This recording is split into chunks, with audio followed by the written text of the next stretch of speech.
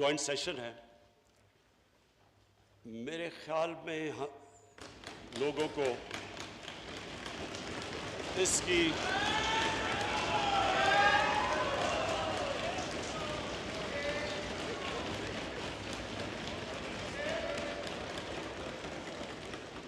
Speaker صاحب، میرے خیال میں ہمیں اس سیشن کی پوری طرح اہمیت کی سمجھ نہیں ہے.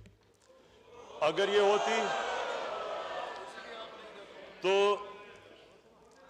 اسپیکر صاحب نو پلیز میں اپوزیشن سے کنٹینیو پلیز. اسپیکر صاحب میں عرض کروں، یہ جو سیشن ہے اس کو صرف پاکستانی قوم نہیں دیکھ رہی، اس کو کشمیری دیکھ رہے ہیں، اسے دنیا دیکھ رہی ہے.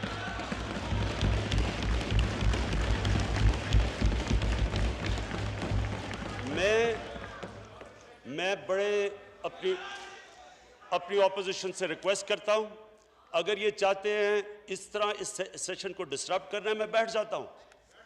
میں اسے بیٹھ جاتا ہوں کہ ادھر سے سگنل جانا چاہیے کہ ساری قوم اکٹھی ہے.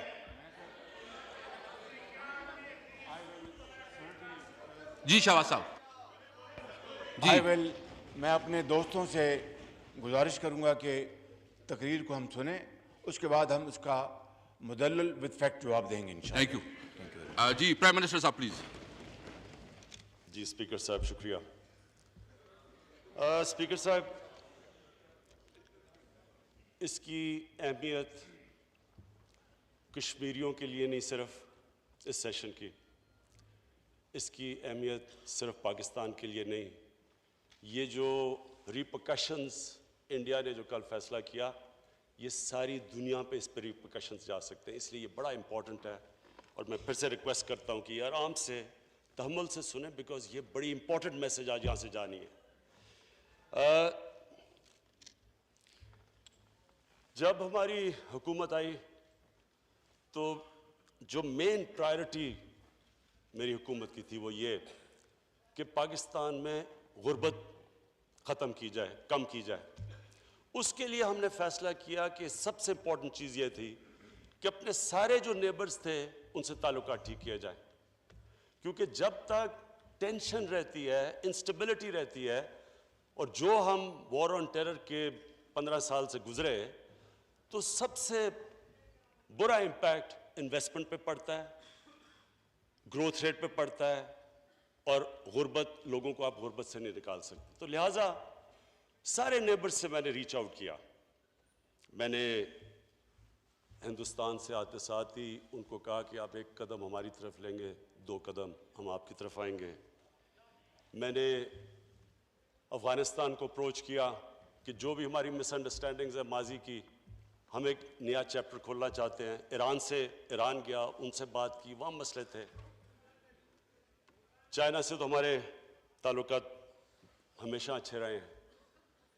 پھر باقی ملکوں میں بھی گیا، اور آخر میں جو امریکہ کی ٹرپ تھی وہ بھی یہ کوشش کرنے گئے کہ جو بھی ہمارے ماضی میں ایشوز آئے وہ ہم ختم کریں، تاکہ پاکستان کو سٹیبلٹی ملے اور پاکستان پروگریس کرے، گروتھ ریٹ بڑھے، انویسٹمنٹ آئے، تاکہ ہم لوگوں کو غربت سے نکال سکیں.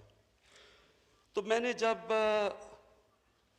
نریندر مودی سے شروع میں آ کے بات کی تو انہوں نے خدشات کی ظاہر کیے کہ جی ہمارے خدشات ہیں، آپ کے پاس ٹریننگ کیمپس ہیں، آپ کے پاس فلانی چیزیں ہیں. تو میں نے ان کو تب سمجھایا کہ ہمارے ملک میں ایک 2014 میں جب عامی پبلک سکول کا جب ایک بہت تکلیف دہ ثانیہ ہوا تھا، تو ساری پولیٹیکل پارٹیز ایک پیج پہ آ گئی اور ہم نے ایک نیشنل ایکشن پلان پہ سائن کیا، جس کے اندر عمران خان نے جو 2019 میں تقریر کی تھی، مودی سرکار اور جو لوگ ہمارے ملک کے دشمن تھے اس کی کمر توڑ کے رکھ دی تھی. جو آج ہمارے حکومت اور فوج جو ہمارے ادارے ہیں وہ دیکھتے ہیں کسی کی مخالف کی بات نہیں کرتے، اپنے صرف بچنے کے لیے عمران خان کی، بس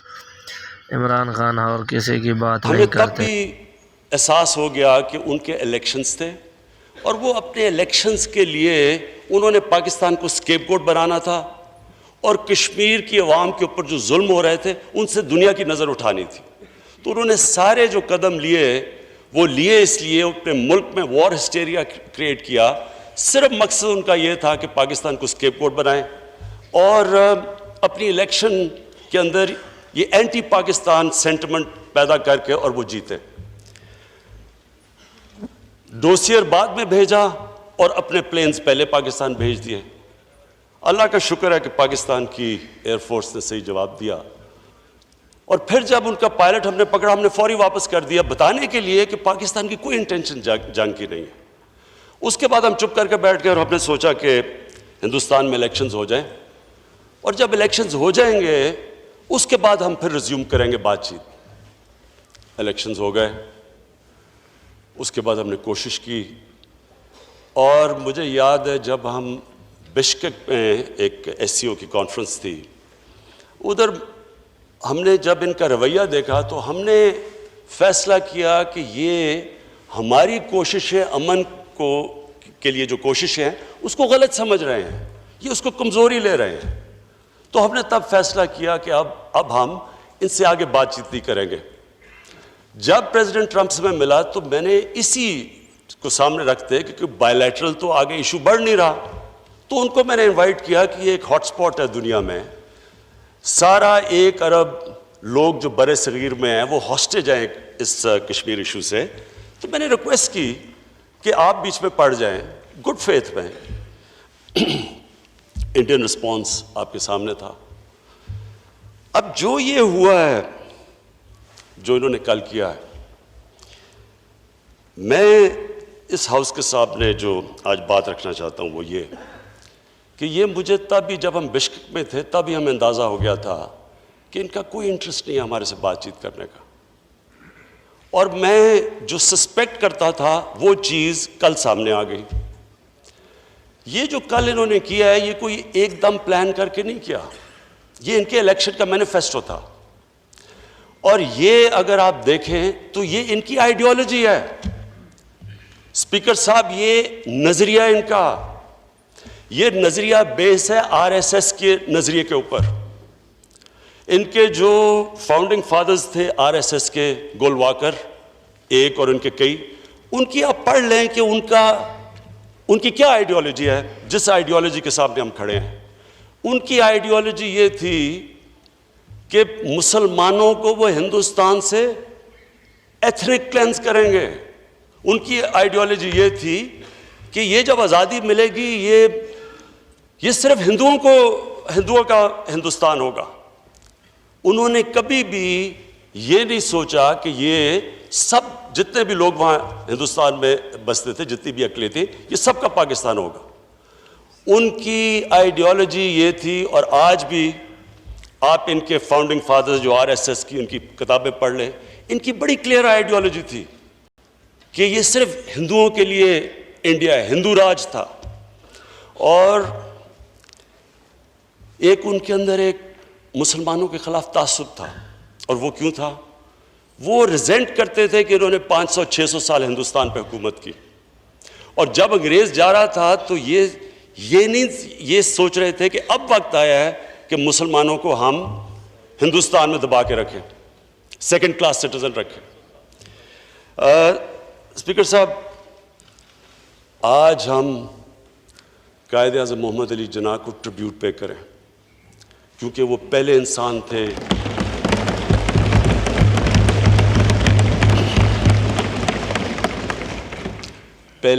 تھے جو اس آئیڈیالوجی کے تھرو دیکھ لیا انہوں نے. قائد اعظم محمد علی جناح ہندو مسلم یونٹی کے ایمبیسڈر سمجھے جاتے تھے. ان کی ساری زندگی ایسی تھی نہیں کہ وہ کسی کے دین یا کسی کے ریس کی وجہ سے تعصب رکھیں. قائد اعظم کی ایک پوری لائف ہمارے سامنے ہے. سمجھنے کی بات یہ ہے کہ کیسے قائد اعظم جیسا انسان جس کے لیے جو اس سب چیزوں سے اوپر تھے, وہ آزادی چاہتے تھے انگریز سے, کیا وجہ تھی کہ قائد اعظم جیسا انسان آخر میں اس نے فیصلہ کیا کہ پاکستان بننا چاہیے. اور جب آپ 1920s کے اندر قائد اعظم کی تقریریں پڑھ رہے, جب وہ علیحدہ ہوئے کانگریس سے, تو مسلمانوں کو کہتے رہے کہ تمہیں نہیں پتا کہ یہ کیا ہونے جا رہا ہے. یہ بروٹ میجورٹی کے اندر مسلمانوں کو دبایا جائے گا.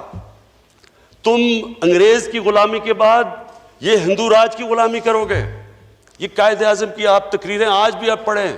ہمیں لوگوں کو بتانا چاہیے کہ وہ کتنا بڑا ذہن تھا جو سمجھ بیٹھا تھا کہ کس طرف جا رہی ہے گیم. قائد اعظم مایوس ہو کے انگلینڈ گئے, واپس آئے, اور اگر 1937 کا الیکشن میں جو قائد اعظم کہہ رہے تھے وہ پبلک کے اندر سامنے نہ آتا, مسلمانوں کے سامنے, تو یہ پاکستان نہ بنتا.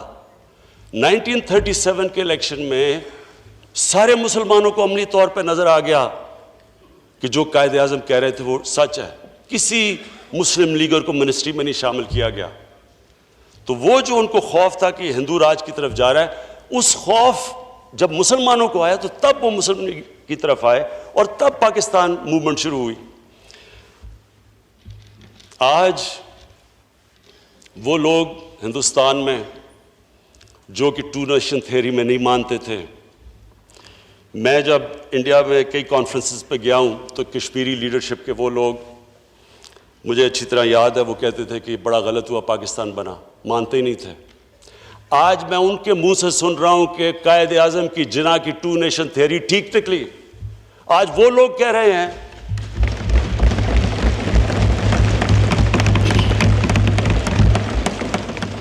آج یہ موجودہ ہندوستان میں وہ لوگ کہہ رہے ہیں کہ یہاں مسلمان یا اقلیتیں, مسیح برادری سے بھی وہی ہو رہا ہے, یہ برابر کے شہری نہیں ہیں.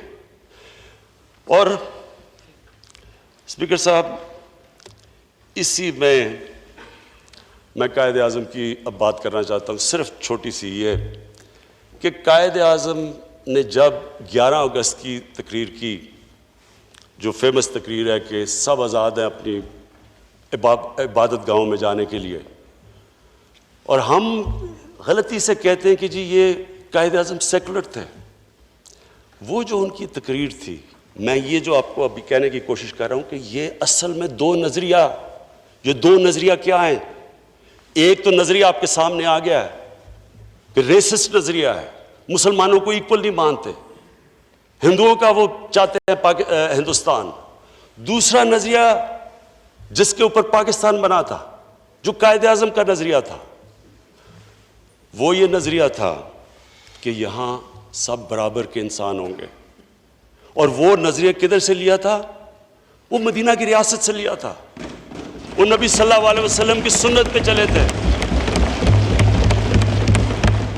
نبی صلی اللہ علیہ وسلم کی زندگی اٹھا کے دیکھ لے مدینہ کی ریاست میں, جو انہوں نے مساک مدینہ, جو انہوں نے سینٹ کیتھرینز چرچ کے ساتھ جو انہوں نے کووننٹ سائن کیا کہ جب تک دنیا رہے گی مسلمان آپ کی عبادت گاہوں کو پروٹیکٹ کریں گے. نبی صلی اللہ علیہ وسلم کی سپیچ جو انہوں نے آخری خطبہ دیا, آخری خطبہ میں انہوں نے کہا کہ ہم سب آدم کی اولاد ہیں, ہمارا رنگ جو بھی ہو, ہم ایک حضرت آدم کی اولاد ہے. یعنی انسانوں ریسزم کو ریجیکٹ کیا, انسانوں میں فرق نہیں تھا. یہ بہت عظیم, میں یہ کہنا چاہتا ہوں کہ جو ہمارا نظریہ جس پہ پاکستان بنا ہے, اس پہ یہ تعصب نہیں تھا. قائد اعظم نے جب یہ 11 اگست کی تقریر کی تھی اور جب انہوں نے پہلے مسلمانوں کو پاکستان موومنٹ میں کہا تھا کہ یہاں تمہیں حقوق نہیں ملیں گے, وہ مسلم کارڈ نہیں کھیل رہے تھے. وہ سمجھ گئے تھے کہ جس آئیڈیالوجی کے سامنے ان کا مقابلہ ہے, جو آج کی آئیڈیالوجی ہے, جس نے کل جو کشمیر میں کیا وہ اس آئیڈیالوجی کی, وہ سمجھ گئے تھے. قائد اعظم جو ان کے دشمن بھی تھے وہ جانتے تھے کہ وہ کوئی ڈرامے نہیں کرتے تھے, وہ کوئی جو کہتے تھے وہ مین کرتے تھے, وہ کوئی ریٹرک میں نہیں پڑھتے تھے. تو جو 11 اگست کی تقریر تھی اس میں قائد اعظم نے جو کہا تھا وہ ریاست مدینہ کے اندر جس طرح مائنورٹیز کو رکھا گیا تھا. میں اسپیکر صاحب, ساروں کو, اپنی قوم کو بھی لوگ ریئلائز نہیں کرتے کہ اس کی سگنیفیکنس کیا ہے. حضرت علی رضی اللہ تعالیٰ ایک یہودی شہری سے کیس ہار جاتے ہیں. خلیفہ وقت ایک عام اقلیت کے شہری سے کیس ہار جاتے ہیں. حضرت علی رضی اللہ تعالیٰ پہلے تو خلیفہ تھے, دوسرا ان کا مقام سوچیں کہ جو ہمارے دین میں ان کا کیا مقام ہے. یہ سوچیں کہ وہ ایک جج فیصلہ کرتا ہے ایک مائنورٹی کے لیے ان کے خلاف. سوچیں آج کل کی دنیا میں یہ تصور کوئی کر سکتا ہے؟ آج تو ہم ماڈرن ورلڈ میں بیٹھے ہوئے ہیں. یہ تب فیصلہ ہوا. کہنے کا میرا مطلب یہ ہے کہ ہمارے جو دین ہے, جو ہمارا مدینہ کی ریاست اگر ہم سٹڈی کریں, اس کے اندر یہ جو آج ہندوستان میں پریکٹس ہو رہا ہے, ہم اس کے اپوزٹ ہیں. ہم جب ہمارے ملک میں ہم مائنورٹی سے ناانصافی کرتے ہیں تو ہم اپنی آئیڈیالوجی کے خلاف جاتے ہیں, ہم اپنے دین کے خلاف جاتے ہیں. لیکن اسپیکر صاحب, جب یہ موجودہ بی جے پی کی حکومت جب پکڑ کے گوشت کھانے والوں کو لٹکا دیتی ہے اور لوگ موب پکڑ کے ان کو مار دیتے ہیں, اور جو انہوں نے ابھی کشمیر میں کیا اور جو پہلے 5 سال تشدد کیا, جو مسیح برادری سے انہوں نے کیا, یہ ان کی آئیڈیالوجی ہے. یہ ان کی آئیڈیالوجی ہے. ان کے فاؤنڈنگ فادرز تھے, وہ کہہ بیٹھے تھے کہ ہم مختلف ہیں ان سے, ہم سپیریئر ہیں. ریسسٹ آئیڈیالوجی ہے. ہمارا جو آج مقابلہ ہے وہ ایک ریسسٹ آئیڈیالوجی سے ہے. اس لیے جب تک یہ بیک گراؤنڈ ہمیں پتہ نہیں چلے گی, ہم پھر آگے پلان نہیں کر سکتے کہ آج جو کشمیر میں انہوں نے کل کیا. کشمیر میں انہوں نے اپنی آئیڈیالوجی کے مطابق کیا. انہوں نے اپنے ملک کے کانسٹیٹیوشن کے اگینسٹ گئے. اس گورنمنٹ اپنی سپریم کورٹ کے ورڈکٹ کے اگینسٹ گئی, جموں اور کشمیر کے ہائی کورٹ کے ورڈکٹ کے اگینسٹ گئی. وہ 17 یونائٹڈ نیشن سیکورٹی کاؤنسل کی ریزولوشنز کے اگینسٹ گئے.